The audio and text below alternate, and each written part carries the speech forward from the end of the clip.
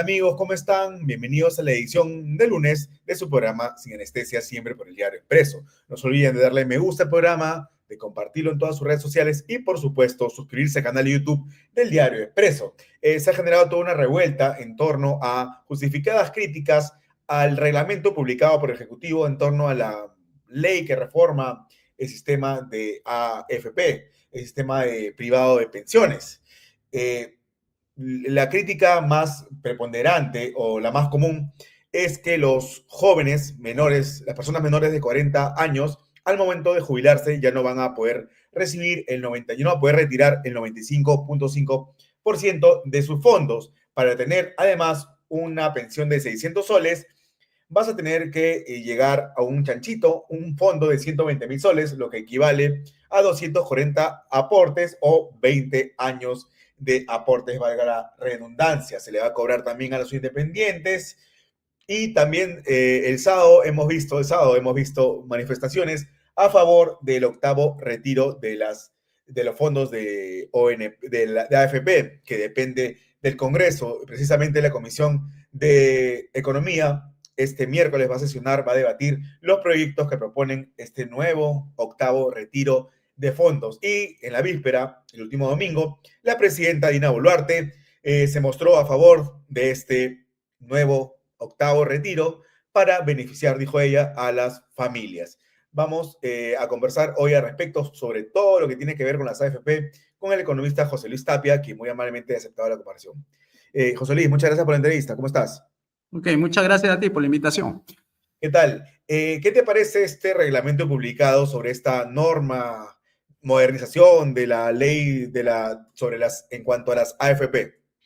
Desvía la atención del verdadero problema. El problema son los ingresos en el Perú. Los ingresos son bajos. Por consecuencia, los ahorros también. Y más aún, las AFP viven de los descuentos justamente de la planilla. Y al tener ingresos bajos, descuentos bajos, tienes pensiones que al final son propinas. Y eso es el mayor engaño de las AFP, no siendo honestas con el público. Esto sirve más que todo para gente que gana de 9,000, 10,000 soles mensuales. Entonces los descuentos sí son bastante abultados, pero no para personas que ganan 1,700 soles, que es el promedio, y encima con intermitencia laboral. Eso es lo peor, porque nadie puede decir que tienen un trabajo de por vida durante 30 años, cuando sabemos que acá en el Perú la informalidad laboral está pues casi 80%, ¿no? El descuento es 9%, ¿no? Por AFP. 10% y hay 1% de uno de comisión, ¿no? Por manejar. O sea, en total son 13, 1% y un seguro que le llaman ellos internamente, ¿no? Más el 10% de tu cuota que das como sueldo, ¿no? 20 años, yo estaba mencionando, aproximadamente para recibir un fondo de 600 soles y ya no vas a poder retirar el 95.5% de total al momento en que te jubiles, sino necesariamente vas a tener que recibir una pensión. Sí, y lo peor es que se ayuda del Estado. O sea, acá la diferencia, si no la cubres, el reglamento dice lo va a hacer el Estado a través de los fondos. Eso está dentro de lo que ya venía diciendo la OCDE. La OCDE es un organismo para mal, no sirve para las reformas, porque en nada de lo que dice la OCDE ayuda a los estados a reducirse, sino a expandirse. Y para eso necesita de las AFP, porque las AFP es un contribuyente de lo que se llaman los ingresos al gobierno. Fíjate, el 20% de las AFP, sus fondos, sus inversiones, está en bonos del gobierno. Soberano, sí. Exacto. Entonces, lo que hace la AFP es financiar al gobierno. Por eso que el gobierno se opone al retiro y siempre lo va a hacer así, porque desembolsar 20,000 millones o sea, el 22% del fondo de esos 110,000 que tiene, va a tener que devolverlo en líquido a las AFP cuando tengan que devolverle la plata a sus afiliados. Entonces, no es buen negocio ni para la AFP ni para el gobierno. Por eso se entiende por qué se opone el MEF, se opone la Superintendencia de Banca y Seguro, se opone las AFP.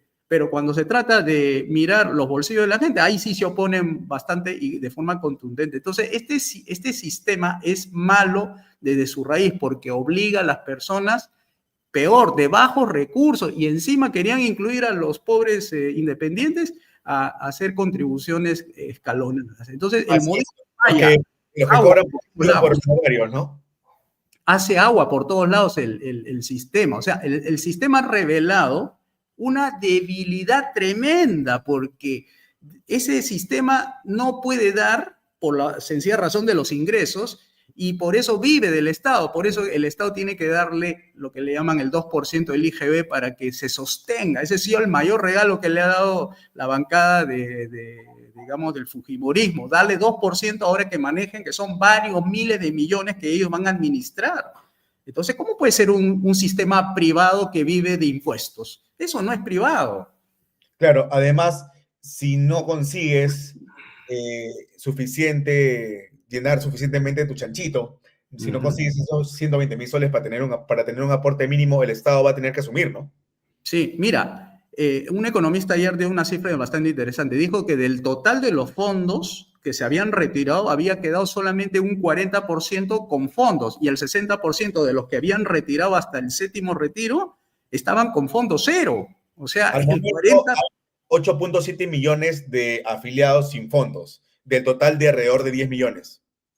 Ya, bueno, es más de lo que yo pensaba. Entonces, eso quiere decir pues, que el fondo total ha estado pues cubierto en gran parte por estas personas que yo me refiero de los 1.700, o sea, el peruano promedio. Y entonces con esas cifras nunca vas a poder llegar a una pensión, sino una propina. Entonces, eso es lo que tenemos que decirle la verdad al público, porque si vamos a seguir insistiendo que hay que hacer reformas del sistema privado, que la ONP tiene que ayudar, que tiene que ser solidario, que tienes que darle 2% más a las AFP, vamos a seguir engañando a la gente. Acá lo que se necesita es un cambio radical y eso significa hacer reformas políticas y económicas para darle más ingreso a la gente. De otra manera va a ser parche, de otra manera vamos a ver este espectáculo de que cada cierto tiempo van a estar retirando.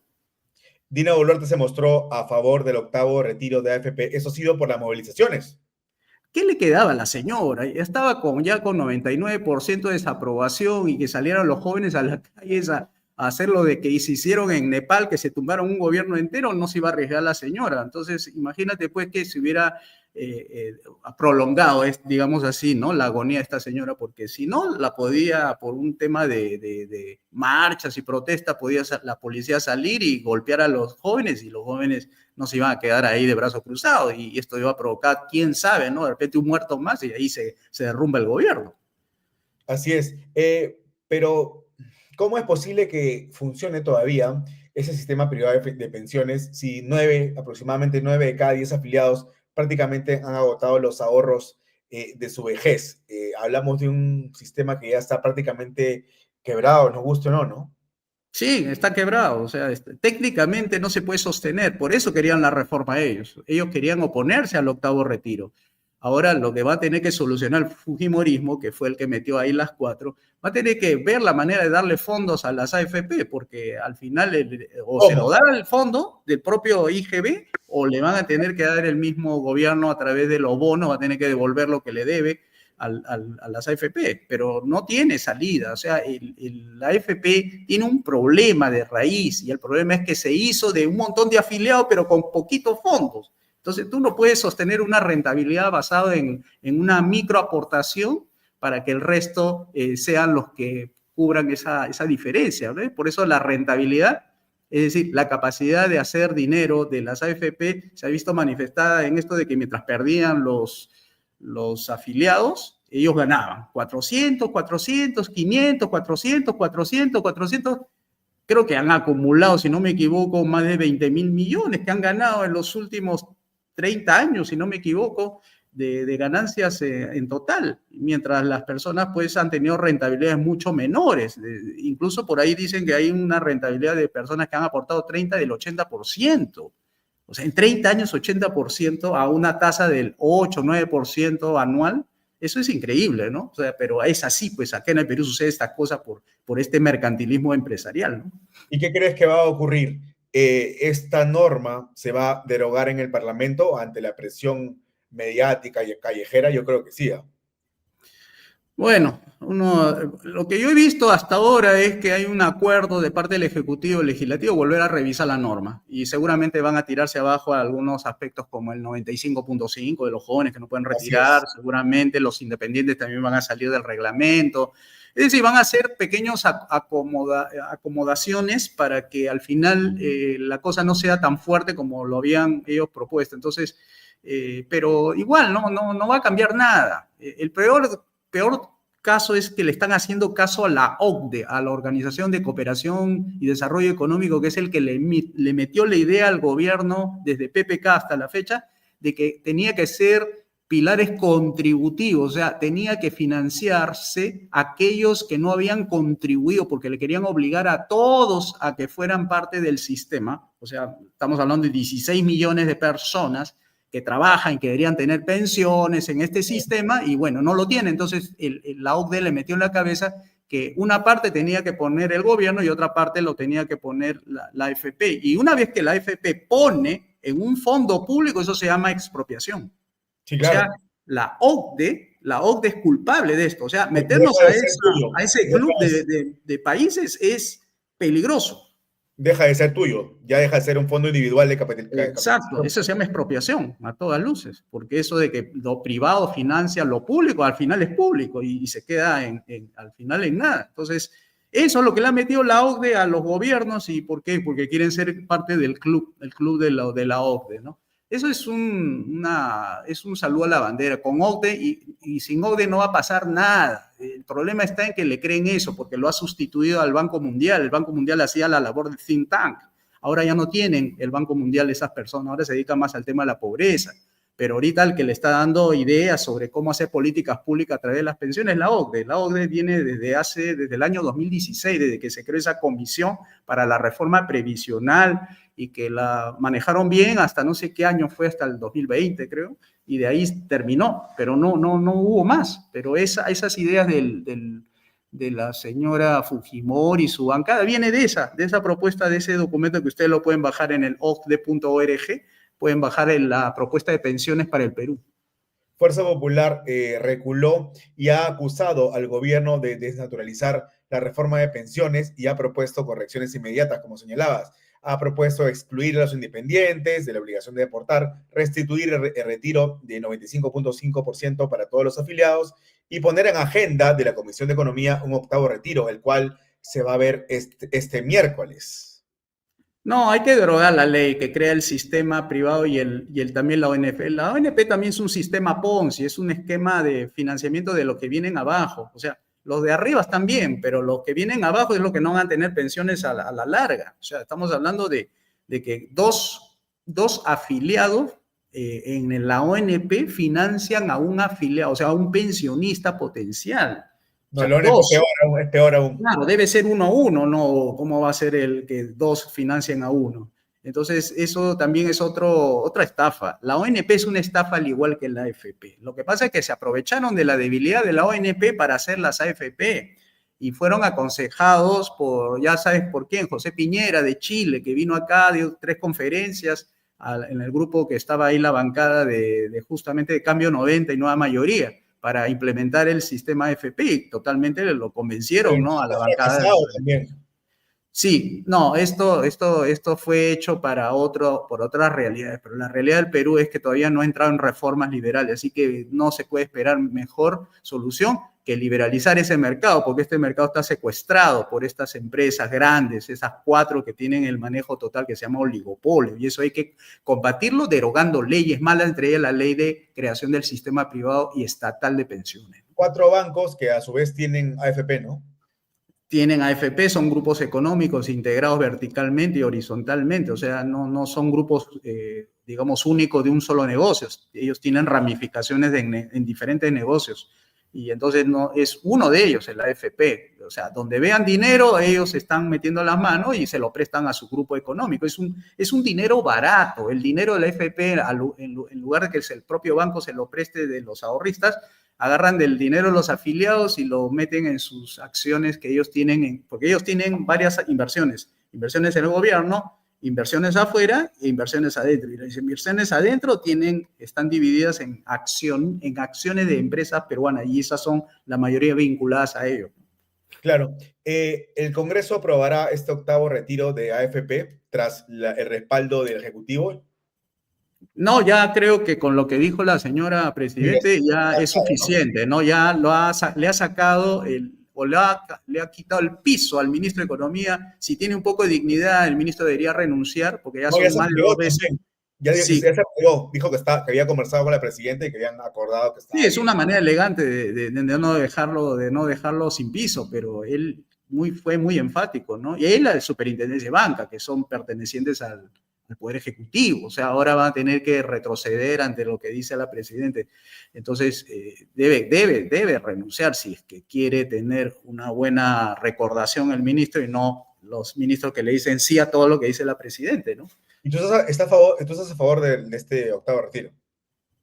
En realidad estoy a favor del octavo, noveno, décimo, pero que le devuelvan los fondos a los afiliados. No es verdad que es un fondo para hacer previsión de su vejez. Tienen que sacarse la cabeza que ese fondo de 20.000 soles, 30.000 soles, 40.000, no sirve para pensiones. Usted tiene que tener mínimo 300.000 soles para tener pensiones por lo menos de más de 2.000 soles, pero no que con 20.000 vas a tener pensión. Ese es un engaño, es una estafa, pues. Eso es lo que ha pasado en la mayoría de los casos.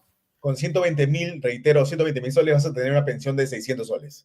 Sí, y esos 600 soles, proyectalo de aquí a 20 años a ver si esos 600 soles van a valer lo mismo. Eso se va a depreciar, encima que tenemos moneda fiduciaria, deberíamos tener patrón olo, pero no tenemos eso. Pero acá estamos hablando como si 600 soles fueran el mismo poder adquisitivo de aquí a 20 años. ¿Qué hace con 600 soles? Una canasta básica es 400 soles, ¿no? Sí, claro, es una burla. Debería ser voluntario el aporte a cualquier sistema de pensión, ya sea ONP o AFP. Mira, primero hay que comenzar con las reformas para que se eleven los ingresos. Cuando ya tienes ingresos de 20.000, 30.000 soles mensuales, solito la gente va a empezar a mirar su futuro. Pero ahorita la gente está mirando el presente de corto plazo, porque son 1.700 soles mensuales que no alcanza y encima tiene que pedirle a ellos descontarle para que ahorre para su AFP. O sea, una persona de 1.700 soles de promedio es imposible. 1.700 soles es el promedio. Porque ese no es el promedio del ingreso de un peruano, digamos, cualquiera en Lima o en cualquier parte del Perú, pero que esos 1.700 no es para que tú de ahí saques un pedazo para tu FP, o sea, el 10%, 170 soles, sirva para tu pensión, porque con 170 soles no vas a lograr esas pensiones que tú esperas. Por eso no esperen de que con fondos de 20.000 para adelante piensen que eso es lo que van a tener una pensión. Que se olviden, que más bien se pongan a pensar en cómo hacer que los ingresos de las personas suban, porque a partir de eso recién podremos hablar del tema previsional. Además, como ocurre en China, ya los propios hijos mantienen a los padres, como ocurre allá. Se han capitalizado tanto los chinos que ahora regresan a sus lugares de orígenes y le llevan a los padres a autos, línea blanca, muebles y encima dinero. Y ellos lo cuidan, ellos son realmente las AFP privadas, porque le cuidan a sus papás hasta los fines de su día con su propio dinero. El Estado chino en la parte de benefactor es muy, pero muy ínfimo comparado a lo que es Europa, que lo gasta más o menos 60%, 50% del total del presupuesto público, ¿no? Pero allá en China es menos, es creo que el 10 o el 20%, pero aún así es poquito en comparación a lo que hacen realmente los privados por sus familias, ¿no? Entonces, eso se logra cuando tienes altos ingresos, y eso debería enfocarse el gobierno, cómo darle altos ingresos y no crear un sistema hecho a la medida de las empresas que hacen este sistema. Obligatorio, ¿no? Obligatorio. Peor, obligatorio todavía, porque si fuera para escoger, bueno, a ver que convenza a las AFP de que son tan buenas como ellos dicen y que se gane pues su cliente, digamos, sus clientes a puro pulso, pero no por obligación, porque la ley dice que si no te afilias a la ONP te vas a la AFP, o sea, hacen ese juego de la ley, y la ley es perversa, pues es una ley que va anti libertad de elección, ¿no? Pero si eliminamos estos sistemas, el sistema previsionario en el Perú, te van a decir que vamos a tener adultos mayores mendigos regados por la calle. Pero si hay adultos mendigos en las calles, no va a cambiar nada. O sea, ¿qué es lo que está cambiando ahorita con las AFP? Si la gente está sacando, si la gente creyera que eso es algo bueno, la gente ahorraría y no necesitaría de una ley que lo obligue. Pero es mentira, es una estafa. Entonces, ¿cómo le vas a decir a la gente que eso es bueno? Si al final saca su cuenta, cuando ya se están jubilando ahorita a los 65, con un fondo de 20.000 soles, reciben 180 soles. ¿Cómo le vas a decir eso que es pensión? Eso no es pensión, eso es propina. Entonces, eso hay que cambiar ese chip, porque hay grandes intereses que te van a decir eso de que no, que tiene que ser obligatorio porque la gente no ahorra. La gente no ahorra porque no tiene cómo ahorrar, que se mete en la cabeza. Con 1.700 soles, ¿cómo vas a ahorrar para tu pensión cuando tienes urgencias en la educación y en la salud? Ese es el principal problema, no hay cómo ahorrar, ¿no?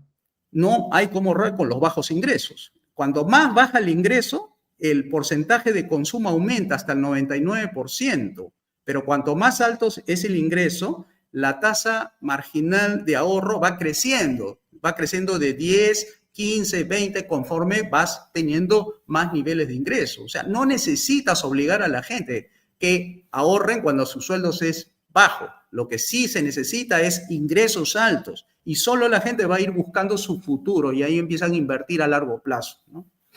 Claro, sí, pues entonces eliminamos la ONP y AFP.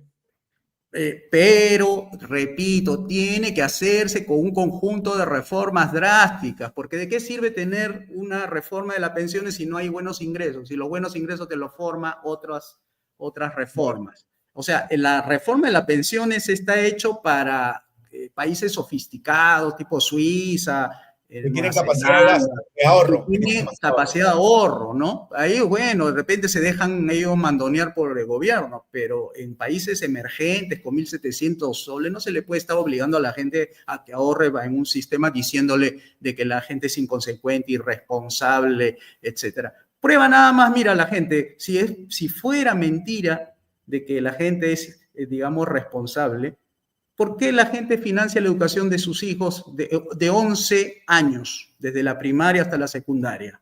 ¿Eso no acaso no es previsión? ¿Previsión del futuro de sus hijos? Y cuando se meten a la universidad no es previsión de su futuro profesional. ¿Cómo que la gente no sabe lo que es hacer previsión de la vida de sus hijos? Y lo están haciendo en la práctica al mandarlos a educar. Y a mí no me gusta el Estado paternalista para nada.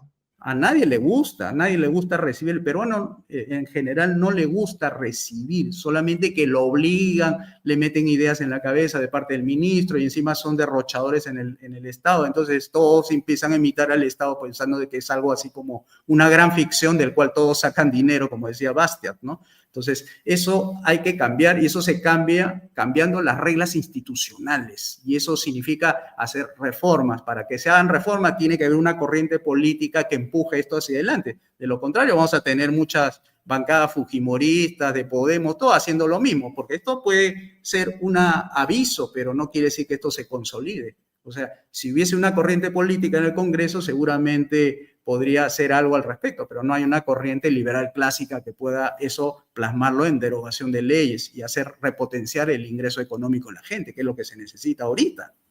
Sí, definitivamente. Entonces, que quede claro que ese sistema está fallido, ya tanto sea ONP o AFP, porque la gente no tiene capacidad de ahorro, ¿no?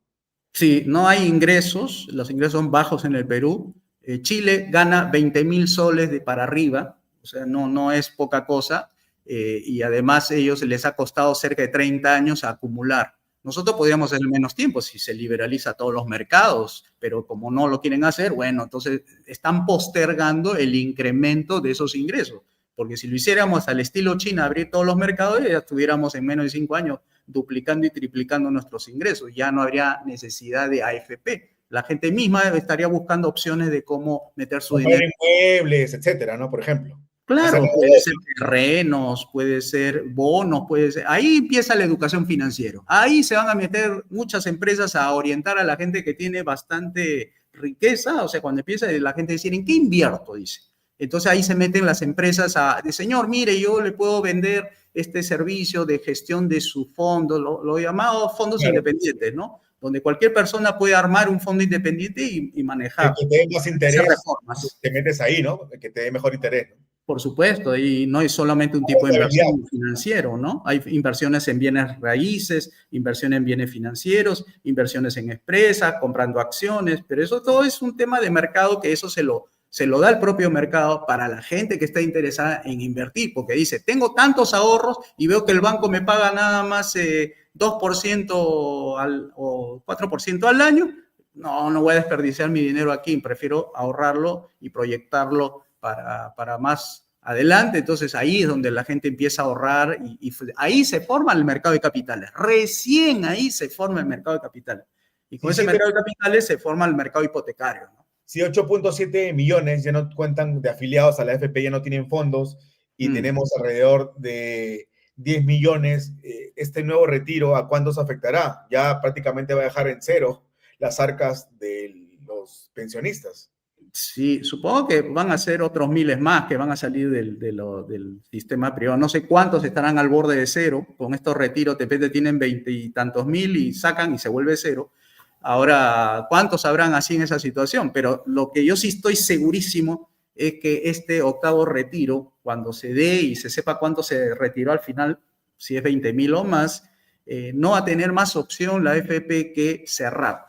Va a tener que cerrar, porque o aumenta las comisiones, que es lo que se espera, es decir, se ha reducido tanto la masa donde sacaba dinero, ahora van a tener que aumentar esa comisión. O sea, se va a hacer sobre la base de que existen 9 millones de afiliados o 10 millones y solamente le administran a unos 2 millones o 3 millones sus pensiones. Entonces, o a uno, tal vez, no sé. Entonces, ahí recién van a tener que pensar si se van a quedar o no. Y ahí yo creo que es el fin de las AFPs. Y hicieron un mal negocio en el Perú, pues, engañando a la gente. Tú sabes cómo acaba todo esto, ¿no? Cuando se engaña a la gente, finalmente acaba todo mal. Bueno, si una empresa privada quiebra, tendrá que quebrar, ¿no? No pasa nada. Y tendrá que asumir su consecuencia, pues, por hacerse de la ley para beneficio propio, pues ese es el problema, ¿no? Y la ONP también tiene que cerrar, no hay que hablar solamente de la FP, el Estado también tiene un problema ahí de caja chica, que el MEF no puede ni siquiera financiar eso, porque eso está agarrando tesoro público para financiar las pensiones de otros que no han aportado nada, es otro... Pero, digamos, a ver, para ponernos en vereda en este asunto, aquí hay que meterle a la gente que lo primero que tiene que preocuparse es por sus ingresos. Y luego que ya tenga sus ingresos, pongámonos a pensarlo en algún esquema previsional, pero que no sea público, que sea voluntario, que sea algo libre y que la gente escoja. Pero hay que hacer reformas profundas para lograr ese objetivo de elevar los ingresos de la gente, ¿no? De acuerdo, para ir terminando, se ha conocido una noticia muy preocupante y es que Machu Picchu podría dejar de ser maravilla del mundo. Hay tráfico de venta de boletos, hay problemas, hay toma de vías, bloquean carreteras, el turista la pasa realmente mal, ¿no? ¿Cómo puede ser posible que Machu Picchu, una maravilla del mundo, esté en posibilidad de que pierda esta denominación? Porque está en manos del gobierno, pues, está en manos del Estado. Todo lo que se gestiona en manos del Estado lo hace mal, no tiene incentivo, nadie se hace responsable por eso, ni el Ministerio de Cultura, ni siquiera el gobierno hace nada al respecto. Entonces hay que pasar a manos privadas, como en Guatemala. Tú sabes que en Guatemala hay unas pirámides que lo tiene Samsung. Samsung se encarga de cuidar, preservar, ponerlo limpio, le da incluso valor agregado para sus turistas, etcétera. Y se lo ha derivado la gestión privada de estas maravillas del mundo. Tiene que estar eso en manos privadas, no puede estar en manos del Estado. Por eso estamos como estamos, que le van a quitar esa posibilidad de ser la séptima maravilla del mundo. Entonces, eso tiene que pasar a manos privadas porque ese es un reflejo justamente de la ineficacia, ¿no? Porque ahí hay tráfico, tú sabes bien que ahí no lo hacen por Machu Picchu, lo hacen por llenarse bolsillo unos cuantos que hacen negocios alrededor de las entradas. Y eso claro, todo debería ser legal, ¿no? Y debería ser lo que diga el sector privado, que diga cuál es la mejor manera para que la gente que vive ahí en Aguascalientes, que vive en el distrito de Machu Picchu, se llenen de dinero para que justamente el turismo genera rentas y lo que tienes que hacer es promover el turismo dándole en concesión para que lo administre bajo contrato o ley, si quieres así, para que lo administre y Machu Picchu vuelva a ser ya no la séptima, sino la primera maravilla mundial, pero hay que darle eso y vas a ver cómo se llenan los bolsillos el alcalde de ahí de Aguas Calientes, de Machu Picchu, el turismo, las agencias de turismo, la Cámara de Comercio y Turismo de Cusco, todo empiezan a revitalizarse gracias a ese activo que tenemos, ese activo maravilloso, en lugar de que esté en manos de unos cuantos burócratas estatales que le han metido a la gente, que es mejor que lo tengan ellos a que lo tenga una empresa Ni privada. siquiera el Estado es tan inútil que ni siquiera ha podido construir un aeropuerto, ¿no? Internacional. Ni chinchero, ni nada. O sea, es, como se dice, no está el gobierno para esas funciones. Las funciones naturales del gobierno es justicia, seguridad y obras públicas.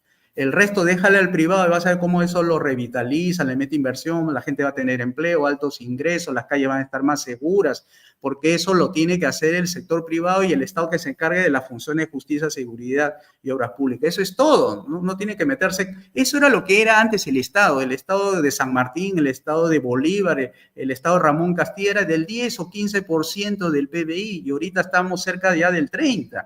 Entonces hay que volver a lo que funcionaba, pues las calles eran tranquilas, al policía lo podías ver en la esquina de tu casa, la inseguridad era muy baja, pero ahora todo está mal. ¿Por qué? Porque el Estado ha crecido, crece tanto, la burocracia, crecen los ministerios, crece todo, que al final el que abarca mucho, poco aprieta. Entonces no va a poder hacerse el Estado de todas las funciones que le han encomendado, que son como 18.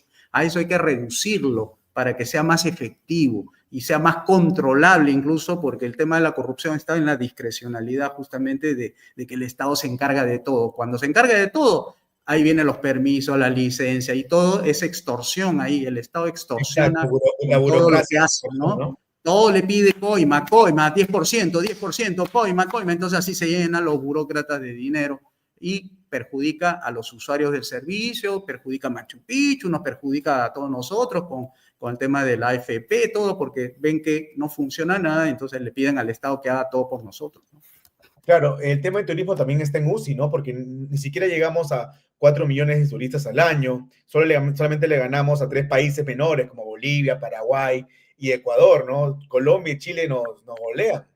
Sí, pues entonces necesitamos ahí bastante inversión privada, pero la inversión privada necesita que le abran la cancha, que le digan, señor, vengan a invertir, impuesto cero a la renta, el único impuesto que se financia es el IGB, ustedes no van a pedir permiso, nosotros ya hicimos nuestra reforma política, por eso tenemos un buen sistema judicial, tenemos un buen sistema de seguridad en las calles y buenas carreteras, caminos, lo suficiente para que ustedes vengan a invertir. El resto solamente es pura inversión y el resto del impuesto solamente será suficiente, uno para ese tipo de Estado de 7 ministerios nada más, y con eso haces andar y la gente empieza a ganar duro, empieza a ganar como en Qatar, que Qatar es el país que más se gana, $120,000 al año, son 35,000 soles mensuales. ¿Cómo que no se puede llegar a esa cifra si un país en medio de un desierto con 2 industrias gana mucho, ¿no?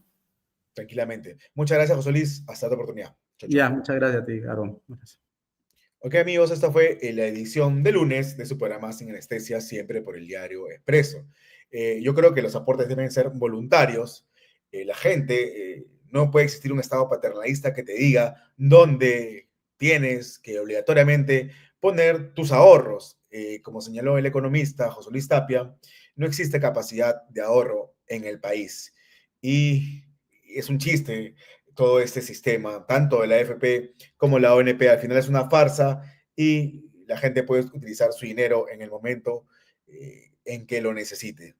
Ojalá que se logre aumentar la capacidad realmente de ingresos y de gasto para luego pensar en ahorros previsionales. De lo contrario, vamos a seguir recibiendo pensiones miserables, nimias, y teniendo que aportar 20 años para recibir 600 soles. Nos vemos mañana en una nueva entrevista. Chau, chau.